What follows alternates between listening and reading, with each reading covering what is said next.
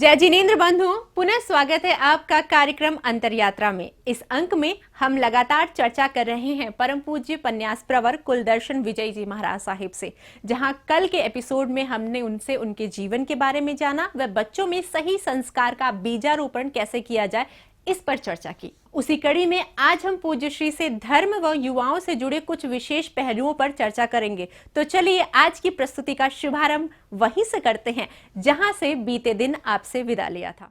लेकिन फिर भी बैक ऑफ द माइंड उसमें ये संस्कार रहने चाहिए कि मुझे मिला हुआ है वो श्रेष्ठ धर्म है, मुझे इसी क्षेत्र में आगे बढ़ना है। आज देखो आप संसार की बात तो छोड़ो, भारत में कई जगह धर्म परिवर्तन करवाया जाता है। लोग, मैं तो किसी धर्म का नाम लेना नहीं चाहता, लेकिन कोई पैसे दे करके, कोई लोभ लालच दे करके, हम आपकी मेडिकल ट्रीटमेंट संभाल लेंगे, हम आपके बेटों का एजुकेशन संभाल लेंगे, हम हर महीने आपको 5,000 रुपये देंगे, 10,000 रुपये देंगे, हजारों नहीं लाखों की संख्या में जो सामान है उसमें भी मुख्यतया हिंदू धर्म के ऊपर सबसे बड़ा प्रहार हो रहा है कि वहाँ के उनके सामान्य लोगों को, जैन धर्म के सामान्य लोगों को, उनको धर्म परिवर्तन करवाया जाता है। कुछ न कुछ पैसे के लोभ लालच दे करके धर्म परिवर्तन करवा देते हैं। लेकिन मैं कहता हूँ कि सरकार को इसके प्रति स्टेप लेना चाहिए, उसका कड़क विरोध करना चाहिए। ये कभी नहीं होना चाहिए। जो धर्म से जो पला बड़ा है, जो धर्म के साथ जो जुड़ा हुआ है, जो धर्म के साथ जिसका कहीं ना कहीं कनेक्शन है, वही धर्म उसके लिए श्रेष्ठ है। और इसीलिए इतने सालों से, हजारों सालों से हमारी व्यवस्था सब बराबर चल रही थी। जिसका जो काम था वो काम करता था, जिसका जो धर्म था वो धर्म के हिसाब से उसका जीवन चलता था। लेकिन कभी जबरदस्ती धर्म, ये तो जबरदस्ती वाली बात है कि जबरदस्ती धर्म परिवर्तन करवाते हैं, उनके घरों में जाते, जाके 2 घंटा 4 घंटा 6 घंटा उनको समझाते। हमने हमारी आंखों से देखा है कि लोगों को सुना है कि हमारे घरों में आते हैं 2-2 4-4 6-6 घंटा बैग भर के पैसे लेकर के आते हैं कि आप बस ये पैसे लो और धर्म परिवर्तन करो। बस उनको अपनी संख्या बढ़ानी है, उनको मिलता कुछ नहीं है। उनको ऊपर से आदेश मिलता है कि हमारी संख्या दुनिया में बढ़नी चाहिए, हम सबसे बड़े बनने चाहिए, हमारे लोग सबसे ज़्यादा बनने चाहिए, हमारे फॉलोवर्स सबसे ज़्यादा बनने चाहिए। बस ये संख्या बढ़ाने के चक्कर में मिलता कुछ नहीं। और फिर जो पैसे से परिवर्तित हुआ है वो ओरिजिनल परिवर्तन हो ही नहीं सकता। 2 साल 5 साल में वापस वो कहीं ना कहीं अपने मूल प्रभाव में, मूल स्रोत में आ जाता है। लेकिन इससे होता क्या है? समाज बढ़ता है, समाज टूटता है, समाज कहीं ना कहीं विभाजित होता है। समाज में एक दूसरे के प्रति सौहार्द भाव बढ़ना चाहिए। आज मैं आपको बताऊं, गुरुदेव प्रेम सुरेश्वर जी महाराज साहब, मैं गारंटी के साथ कहता हूं कि जैन समाज के एक ऐसे संत थे जो बम्बई में 5 साल रहे। मैंने देखा है मेरी अपनी आंखों से, चाहे दिगंबर संत हो, चाहे श्वेतांबर संत हो, चाहे मूर्ति पूजक हो, चाहे तेरापंथी हो, चाहे स्थानकवासी हो, चाहे हिंदू हो, चाहे कोई भी हो, जैसे पता चले कि प्रेम सूरी महाराज साहब यहाँ पे विराजमान है, वो मिलने के लिए आते थे। गुरुदेव इतना संवाद भाव हर एक व्यक्ति के पास रखते थे। वो कहते थे कि साधु जब तक बटा हुआ है तब तक समाज एक नहीं होना है। वो कहते थे हर एक के साथ मिलजुल के रहो, लेकिन संवाद भाव, आप आपकी आराधना करो, हम हमारी आराधना करें, लेकिन एक दूसरे के प्रति विरोध का भाव नहीं होना चाहिए। तो हकीकत में तकलीफ यह है कि आज धर्म परिवर्तन हो रहा है, लोगों को धर्म में उलझाने की कोशिश की जा रही है, लोगों को धर्म बदलने की कोशिश की जा रही है। और लोग स्वतंत्र है, चाहे तो मैं कहता हूं कि समझ के, आप अपनी समझ को ला करके दूसरे धर्मों को फॉलो करो, ये ठीक है। लेकिन आप प्रलोभन में आकर के मुझे कुछ वहां मिलने वाला है, मुझे पैसे मिलने वाले हैं, मुझे ये मिलने वाला है, मुझे वो मिलने वाला है, इसके चक्कर में यदि आदमी धर्म परिवर्तन करता है तो बहुत गलत चीज है। तो हमें तो एक ही सिद्धांत रखना है, हमें जन्म से जो मिला है वो हमारे लिए श्रेष्ठ है। सम्मान हर एक के प्रति, किसी के प्रति अपमान का भाव नहीं, ये गलत है। जीवन में आज तक इतने सालों से प्रवचन देते देते गुरुदेव ने हमें सबसे पहले ये सीख दी थी कि बालमुनि प्रवचन की पाठ के ऊपर बैठ रहे हो, जीवन में कभी कोई धर्म का विरोध नहीं करना। सब अपने स्थान पे सही है, सब अपने स्थान पे बराबर है, सब हमारे लिए सम्माननीय है, हम सब हमारे लिए पूजनीय है। लेकिन श्रद्धा हमारी कहाँ रहेगी? श्रद्धा हमारे धर्म के प्रति रहेगी, दूसरों के प्रति अभाव नहीं, दूसरों के प्रति कोई गलत निंदा की बात नहीं, दूसरों के प्रति कोई गलत चीज नहीं, हर एक के प्रति सम्मान। इसीलिए हम कहीं हिंदू मंदिर में जाते हैं तो वहाँ हिंदू संत को सबसे पहले मिलने के लिए जाते, क्योंकि हमारा सम्मान है कि हम आज भाई, चाहे हम जैन भले ही हो, लेकिन धर्म से तो हिंदू ही है, हिंदू धर्म का ही पालन कर रहे हैं। तो ऐसी अलग अलग चीजें कई आपके सामने आएगी। लेकिन मैं आज के युवाओं को ये संदेश देना चाहता हूं कि आपको समझना चाहिए, हमें जो जन्म से बाय बर्थ जो धर्म मिला है उससे श्रेष्ठ हम कितना ही भटकेंगे, लेकिन हमारा घर वो हमारा घर है। हमें दूसरों के घर पे नहीं झांकना चाहिए, दूसरों के घर पे नहीं देखना चाहिए, किसी का विरोध नहीं। लेकिन मैं कहता हूं जिसको जहां जन्म मिला, जो उसके पुण्योदय से, उसके पुण्य के उदय से जहां जिसको जन्म मिला, लेकिन जहां मिला है वही श्रेष्ठ है। और उसी को पकड़ के, चाहे कम धर्म करे, चाहे ज्यादा धर्म करे, चाहे कठिन हो, चाहे सरल हो, चाहे कुछ भी हो। और एक चीज समझ लेना, जैन धर्म जितना सरल धर्म कोई नहीं है और जैन धर्म जितना कठिन धर्म कोई नहीं है। यहाँ दोनों ऑप्शन है। यहाँ छोटे से 8 साल के बच्चे के लिए की भी आराधना के भी ऑप्शन है और 100 साल के बुजुर्ग के लिए भी आराधना के ऑप्शन है। लोग ये गलत मेंटालिटी लेकर के बैठते हैं। आजकल के युवाओं के दिमाग में बैठ गया कि यहाँ रिस्ट्रिक्शन बहुत है, यहाँ बहुत पाबंदियां है, यहाँ बहुत प्रतिबंध है, ये नहीं करना, वो नहीं करना। हाँ, क्योंकि लेकिन एक चीज आप समझ लो, यदि रिस्ट्रिक्शन नहीं होगा, हम तो कहते हैं प्रवचन की पाठ से कि वो रिस्ट्रिक्शन नहीं है, वो आपके लिए प्रोटेक्शन है। रिस्ट्रिक्शन नहीं होगा तो हम बचेंगे कैसे? आज लड़कियों के ऊपर रिस्ट्रिक्शन नहीं है तो आज आप समाज की हालत देख रहे हो, कितने रेप के केस आ रहे हैं, कितनी गलत चीजें हमारे सामने समाज में आ रही है। हम देखते हैं ना, हमारी आंखों के सामने रोज अखबार खोलो, किसी के मर्डर के समाचार, किसी के रेप के समाचार, कोई ये हो गया, कोई हो गया, कोई ये हो गया। क्यों आते हैं? क्योंकि रिस्ट्रिक्शन छोड़ दिया। मर्यादा, मैं कई बार कहता हूं कि यदि मैं आपको सवाल करता हूं कि यदि आप कोई नया प्लॉट लोगे तो सबसे पहले उसके ऊपर का काम क्या करोगे? उसकी बाउंड्री वॉल बनाओगे।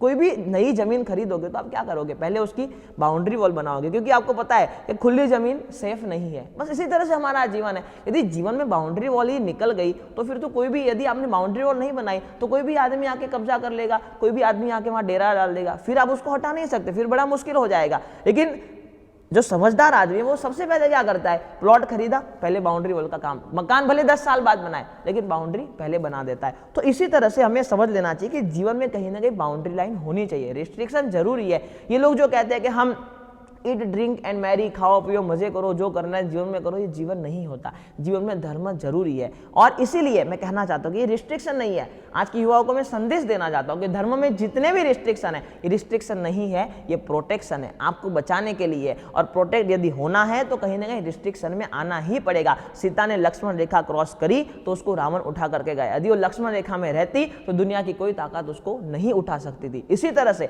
आज की लड़कियों को, आज की महिलाओं को भी मैं ये संदेश देना चाहता हूं कि आप आपके जीवन की मर्यादा आप तय करो, हम नहीं तय करेंगे कि आपके जीवन की मर्यादा क्या है, हम नहीं तय करेंगे। लेकिन आज के समय को देख करके, आज के समाज को देख करके, आपको जो मिले संस्कार, वो संस्कारों को देख करके आप तय करो कि जीवन की लक्ष्मण रेखा कहां होनी चाहिए। और जिसके जीवन में लक्ष्मण रेखा नहीं होगी वो आदमी पतित होगा, होगा और होगा। और यदि आप लक्ष्मण रेखा नहीं बनाते, बाउंड्री लाइन नहीं बनाते, रिस्ट्रिक्शन में नहीं रहते, तो आपका जीवन में कब क्या हो जाए कोई भरोसा नहीं है। इसलिए थोड़े बहुत रिस्ट्रिक्शन जीवन में बहुत जरूरी है।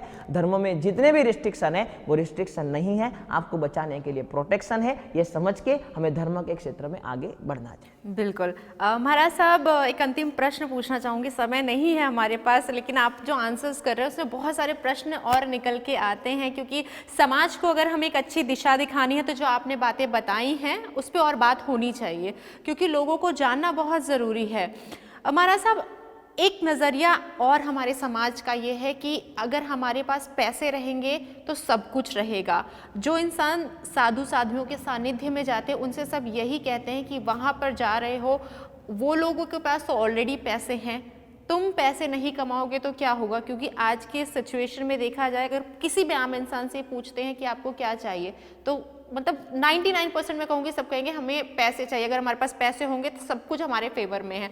लेकिन कई लोग जो ज्ञानी हैं और उनसे पूछा जाए तो यही कहेंगे कि नहीं, आप पैसे तो कमाइए लेकिन धर्म भी करना ज़रूरी है।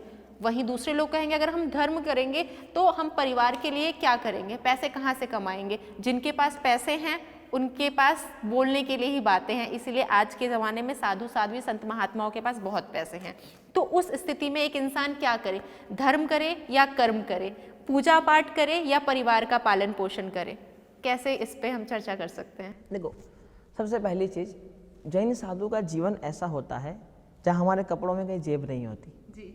तो जैन साधु के पास, अन्य साधु का पता नहीं हमें, लेकिन जैन साधु के पास पैसे आपको कहीं नहीं मिलेंगे। ठीक है, उनके आसपास से जुड़े हुए जो गुरु भक्त है, उनके आसपास से जुड़े हुए जो लोग हैं, वहाँ कहीं ना कहीं आपको पता चल सकता है कि वो लोग सुखी संपन्न है।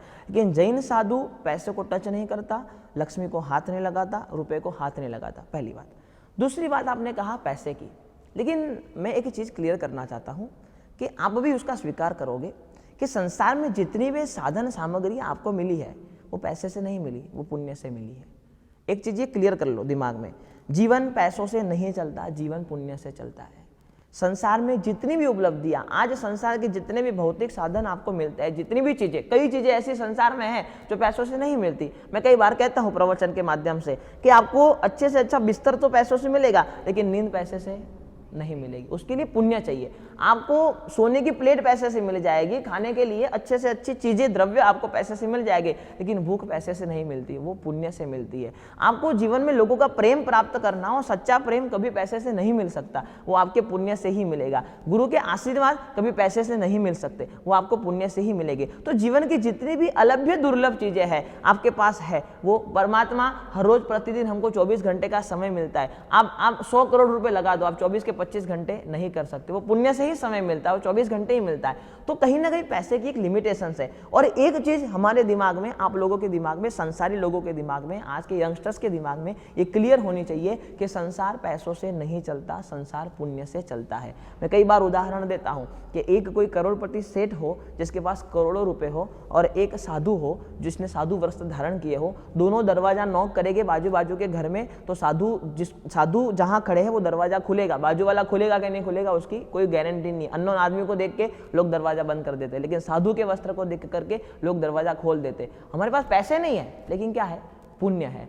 संसार पुण्य से ही चलता है। ये मेंटालिटी जो आदमियों के दिमाग में है कि पैसा पैसा पैसा पैसा करते करते पूरा जीवन बिता देते हैं, मर जाते पैसा हाय पैसा करते करते। मैं कहता हूं देखो, हमारे यहाँ पे 4 पुरुषार्थ बताए गए, चाहे हिंदू धर्म हो, चाहे जैन धर्म हो, चाहे कोई भी हो। धर्म, अर्थ, काम और मोक्ष, 4 पुरुषार्थ बताए गए। कितनी अच्छी प्रक्रिया थी, अब लोग उसको समझ नहीं पा रहे, इसलिए परेशान हो रहे हैं।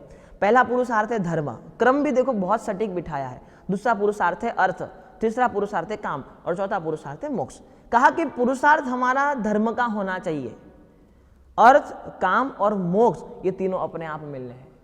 जब आदमी धर्म से जुड़ता है, धर्म का उसका पुरुषार्थ होता है, क्योंकि धर्म से ही तो पुण्य प्राप्त होता है, धर्म से ही तो पुण्य उपार्जन होगा, और पुण्य उपार्जन जिसके पास है उसको जीवन में कहीं तकलीफ नहीं पड़ती। मैं कई बार कहता हूं कि आप लोगों के पास 100 करोड़ रुपए का घर हो, आप लोगों के पास अच्छे से अच्छा बंगला हो, अच्छे से अच्छा बनाने वाला हो, लेकिन फिर भी आपकी थाली में रोज 10 मिठाई नहीं आती, हमारे पात्र में रोज 10 आती है।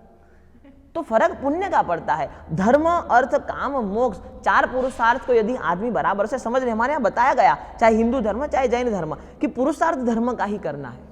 आज का आदमी पैसों में इतना उलझा है कि वो प्रायोरिटी सेट नहीं कर पाता। लेकिन महाराज जी, जिनके पास पैसे हैं वो तो सेट कर लेते हैं, जिनके पास घर चलाने के लिए पैसे नहीं है, कि कोविड में हमने देखा बहुत सारे लोग बेघर हो गए, उनके लिए अगर वो मंदिर जाएंगे तो वहाँ पर जाके शायद उन्हें कुछ नहीं मिल पाएगा, क्योंकि दरवाजे वगैरह भी बंद हो गए थे, मंदिर के पट, खाने के लिए मोहताज हो गए। तो उस स्थिति में लोगों को ये बातें समझ में नहीं आती हैं। लेकिन आप धर्म का अर्थ गलत कर रहे हो। मंदिर जाना ये धर्म नहीं है।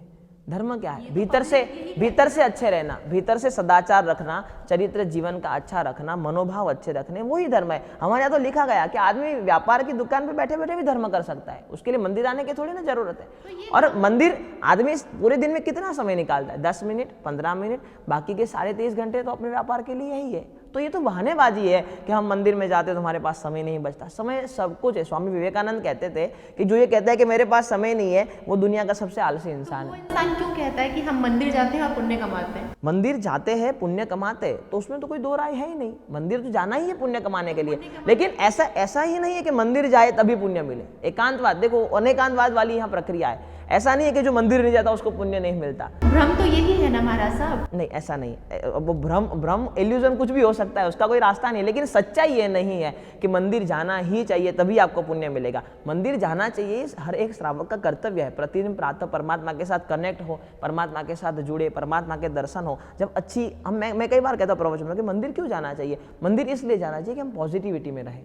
आप देखो, आप कोई भी साधु संत का उपासक देख लो, कोई भी मंदिर देख लो, ऑलवेज पॉजिटिव मिलेगी आपको। आप कोई भी साधु संतों से मिल लो, वो ऑलवेज 99% पॉजिटिव मिलेंगे। चाहे कैसी भी कसौटी की पल हो, लेकिन वो कहेंगे ठीक है, परमात्मा के आशीर्वाद निकल जाएंगे। वो डरते नहीं, परेशान नहीं होते, क्योंकि हम मंदिर जाते हैं पॉजिटिविटी प्राप्त करने के लिए। यहाँ ये संसार में हम मंदिर में ही बैठे हैं, और मैं कहूँगा कि संसार में ये जगह ऐसी है जहाँ के आदमी गलत विचार नहीं करता। बाकी घर में भी गलत विचार आते हैं, व्यापार में भी आते हैं, ऑफिस में भी आते हैं, बाहर घूमने जाते हैं वहाँ पर भी आते हैं, लेकिन एक जगह हम कम से कम एशिया वाले लोग धर्म से जुड़े हुए हैं। और इसीलिए मंदिर में आकर के कोई किसी को मारने का विचार नहीं करेगा। दुश्मन भी सामने आएगा तो कहेगा अभी तो नहीं, अभी तो परमात्मा के सामने, अभी कुछ नहीं, बाहर जाके जो हिसाब किताब करना है देख लेंगे। तो ये इतनी पॉजिटिव ऊर्जा है। और आज संसार में सबसे बड़ी तकलीफ नेगेटिविटी की है। लोग ऑलवेज नेगेटिव होते जा रहे हैं। तो हम तो कहते हैं कि 10 मिनट निकालो, मंदिर में जाओ, पॉजिटिव हो जाओगे। ये चार्जर है, जिस तरह से मोबाइल को 24 घंटे में 12 घंटे में एक बार चार्ज करना पड़ता है, वरना खत्म हो जाता है। और बैटरी यदि आप ज़्यादा यूज़ करते हो, इंटरनेट 24 घंटा चालू रखते हो, तो दिन में 3 बार चार्ज करना पड़ता है।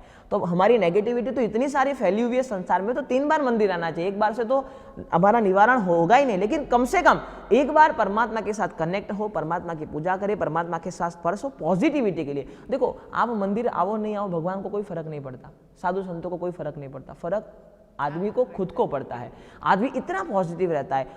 हमारे जीवन में भी गुरुदेव प्रेम श्रीश्वर जी महाराज साहब को हमने देखा, कई उनके सामने इतनी विकट परिस्थिति आई, लेकिन ऑलवेज पॉजिटिव। क्यों पॉजिटिव रहते थे? क्योंकि वो पॉजिटिव माहौल में रहते थे, पॉजिटिव ऑरा के बीच में रहते थे। आज लोगों के पास पॉजिटिविटी नहीं है। आज देखो, इतने यंगस्टर्स सुसाइड कर रहे हैं, क्यों कर रहे हैं? नेगेटिव है।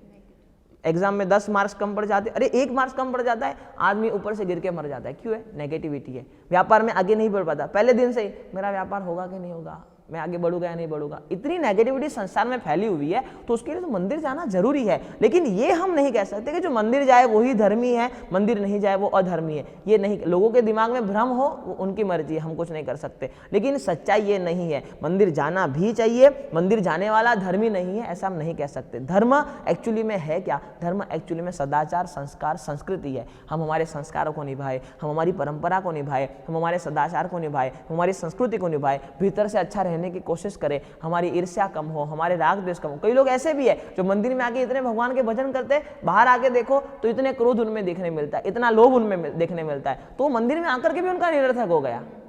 मात्र यहाँ आने से आदमी पवित्र हो जाता, तो संसार में कोई पापी बचता ही नहीं। पवित्रता तो हृदय से होती है।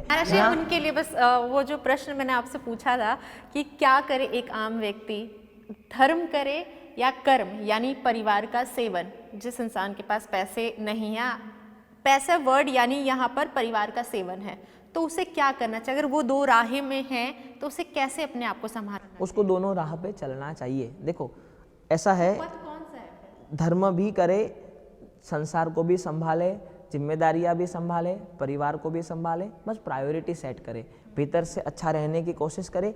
दिन के 24 घंटे में से आधा घंटा धर्म के लिए निकाले, बाकी 23.5 घंटे परिवार संसार के लिए है। ये धर्म वो है जो भीतर से अच्छा रहे, किसी का बुरा ना सोचे। हमारे यहाँ बताया गया कि धर्म की व्याख्या, आपने पूछा है तो मैं आपको बताता हूँ कि व्यास जी को जब पूछा गया कि आपने 18 पुराण लिख दिए, अब 18 पुराण पढ़ने का तो हमारे पास समय नहीं है, तो हम क्या करें? तो उन्होंने कहा कि मैं 1000 श्लोक प्रमाण आपको ग्रंथ छोटा सा बना के देता हूँ, वो पढ़ लो। अब लोग उनके पास गए कि व्यास जी हमारे पास तो 1000 ग्रंथ पढ़ने का भी समय नहीं, इतना समय हमारे पास नहीं है। तो कहा ठीक है, मैं 100 श्लोक बना करके देता हूँ। कहा कि 100 श्लोक का भी समय नहीं है, तो कि 1 श्लोक बना करके देता हूँ। तो 1 श्लोक व्यास जी ने लिखा कि 18 पुराणेषु व्यासस्य वचनद्वयम् परोपकार पुण्याय पापाय परपीड़नम। कहा कि पुण्य पाप क्या है, धर्म अधर्म क्या है? कहा कि दूसरों का भला करना ये धर्म है और दूसरों का बुरा करना ये अधर्म है। आपके भीतर किसी के प्रति गलत सोच नहीं है, आप किसी का गलत नहीं सोचते, किसी का बुरा नहीं करते, आप किसी के साथ कुछ किसी की लेने की आपकी भावना नहीं है, तो आप धर्म ही कर रहे हो। और यदि आप मंदिर में आकर के भी ये सोचते हो कि इसके पास मेरे से ज्यादा है, उसकी ईर्ष्या करते हो, इसका क्रोध, उसके प्रति क्रोध करते हो, लोभ की भावना जागृत करते हो, तब मंदिर में आकर के भी धर्म नहीं करते। तो धर्म तो हृदय का सब्जेक्ट है। ये सब चीजें जरूरी है बाल जीवों के लिए, ताकि वो धर्म से जुड़े रहे, पॉजिटिविटी में रहे। लेकिन एक्चुअली में धर्म क्या है? तो हृदय का सब्जेक्ट है। और मैं निश्चित तौर पर कह सकता हूँ कि जो आदमी हृदय से अच्छा रहता है, उसको जीवन में परेशानियां कम से कम आती है। और जो हृदय से किसी का बुरा इसने सोचा है, किसी का बुरा ऑलवेज सोचता है, किसी का लेने की उसकी भावना है, तो उसको परेशानी जीवन में ज्यादा से ज्यादा आती है। उसके पास सुविधा कम होगी ऐसा हो सकता है, उसके पास साधन कम होगी ऐसा हो सकता है, लेकिन मन से हैप्पी रहेगा। आज हमने संसार में ऐसे लाखों करोड़ लोग देखे हैं। हम बालकेश्वर चतुर्मास करके आए, 100 करोड़ रुपए का फ्लैट हो, नीचे 5 करोड़ की गाड़ी पड़ी हो, हजारों करोड़ का बैंक बैलेंस हो, लेकिन फिर भी 2 गोली लिए बिना नींद नहीं आती। ऐसे हजारों जीवे लाखों, मन में प्रफुल्लता नहीं है, मन में प्रसन्नता नहीं है, जीवन में शांति नहीं है, आनंद नहीं है। और उससे नीचे जब चौपाटी में निकलते हैं, नीचे उतरते हैं, तो वहाँ झुग्गी में रहने वाले, झोपड़पट्टी में रहने वाले लोग शांति से सो जाते हैं। तो ये आनंद तो मन का सब्जेक्ट है, वो कोई साधनों से नहीं तोला जा सकता। और जो व्यक्ति धर्म से जुड़ा हुआ है, उसके पास साधन चाहे कम हो, लेकिन मन की प्रसन्नता कम नहीं होगी। हमारे यहाँ लिखा गया है कि धर्मी व्यक्ति दुखी नहीं हो, धर्मी व्यक्ति के जीवन में दुख ना आवे, ऐसा नहीं हो सकता। धर्मी के जीवन में दुख आते हैं, बहुत परेशानी आती है, लेकिन वो दुखी नहीं होगा, उसकी गारंटी। हमारे जीवन में भी दुख आते हैं, लेकिन हम दुखी नहीं होते। तो धर्म से जुड़ना यानी हम भीतर से अच्छा बनने की कोशिश करें। जो क्रियाएं हैं खुद की क्रियाएं करें, उसमें कोई परेशानी नहीं है, लेकिन भीतर से अच्छा बनने की कोशिश करें। आदमी को धर्म भी करना चाहिए, कर्म भी करना चाहिए, और दोनों का समन्वय हो, उसी का नाम तो संसार है। वरना तो आदमी पशु बन जाएगा। अकेला कर्म करता रहेगा तो पशु बन जाएगा, अकेला धर्म करता रहेगा तो संत बन जाएगा। लेकिन संसार में रहना है तो धर्म और कर्म दोनों का, और जिसको दोनों का समन्वय करना नहीं आता वो आदमी परेशान होते हैं। तो मेरा तो संदेश है कि आपके जीवन की प्रायोरिटी लिस्ट ऐसे बनाओ, धर्म के साथ जुड़े रहो। कहीं ना कहीं धर्म भी जीवन में जरूरी है, बिना धर्म सब शून्य है। धर्म होगा तो ही हमारा जीवन चलेगा, हमारा परिवार चलेगा। धर्म से जुड़े रहे, भीतर से अच्छा रहने की कोशिश करें और संसार को भी चलाए, क्योंकि धर्म और कर्म का समन्वय हो, उसी का नाम तो संसार है। बिल्कुल महाराज साहब, पारस चैनल के बहुत सारे दर्शक आपको सुन रहे होंगे।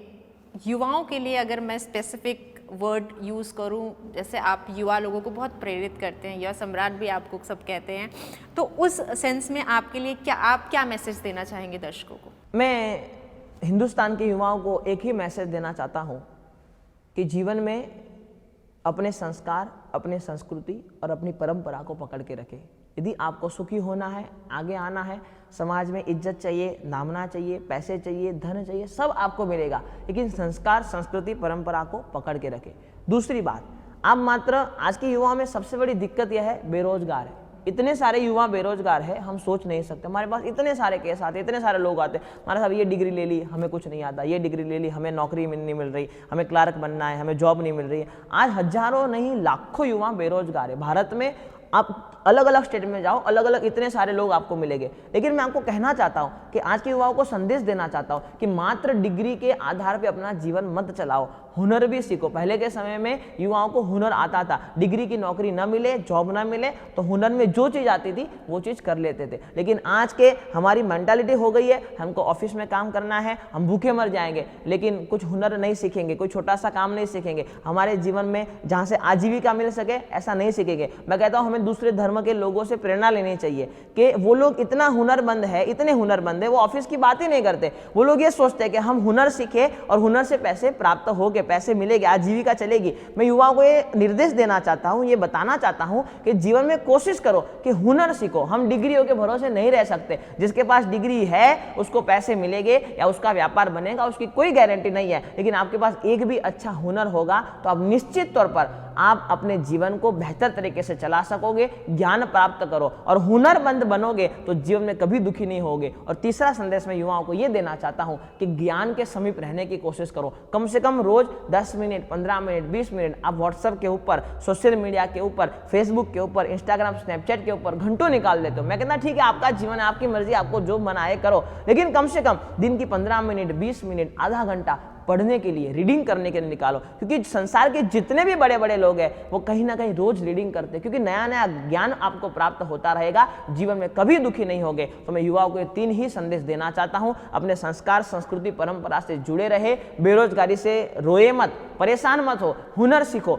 हुनर सीख के अपने जीवन में आगे बढ़ने की कोशिश करो और ज्ञान के समीप रहो। माता पिता का जो आशीर्वाद आपको मिला है, माता पिता का ऋण अदा करने की कोशिश करो तो निश्चित आपके जीवन में कोई परेशानी नहीं आएगी। महाराज साहब, आज आपने जो बातें बताई है अपने दर्शकों को ज़रूर बताना चाहूँगी। अगर हम पहले की बात करते हैं तो संत महात्मा जब जंगलों में या पहाड़ों पे जाकर यात्रा करते थे, प्रवचन करते थे, स्वाध्याय करते थे, मेडिटेशन करते थे, तो उनका जीवन वहीं पर समाप्त हो जाता था। लेकिन आज के संत की बात करूँ, जैसा कि आज हमने आपके माध्यम से सुना, आपने न सिर्फ ज्ञान की बातें बताई हैं बल्कि वो चीज़ भी यहाँ पर लाई हैं जो आज साइंस मानता है। जैसे अगर हम देखें आजकल के ज़माने में रीडिंग को बहुत ज़्यादा महत्व हर कोई देता है, तो इसीलिए आजकल जब हम संतों के सानिध्य में जाते हैं तो सिर्फ हमें प्रभु भक्ति का अवसर नहीं मिलता है, बल्कि जो आजकल आधुनिकता के दौर में जो चीज़ चाहिए उसकी भी जानकारी मिलती है। आपसे बात करके बहुत अच्छा लगा महाराज साहब, तहे दिल से धन्यवाद करना चाहूँगी। और सचमुच आपसे मैं चाहूँगी कि पारस चैनल हमें दोबारा मौका दे आपसे चर्चा करने के लिए, क्योंकि बहुत सारी ऐसी चीज़ें और हैं जो मुझे आपसे पूछना है और मैं चाहूँगी वो चैनल पर भी आए। तो बहुत बहुत धन्यवाद। मतहीन वंदामी महाराज जी, बहुत अच्छा लगा आपसे बात करके। पारस चैनल को आपने अपना समय दिया, बहुत बहुत धन्यवाद।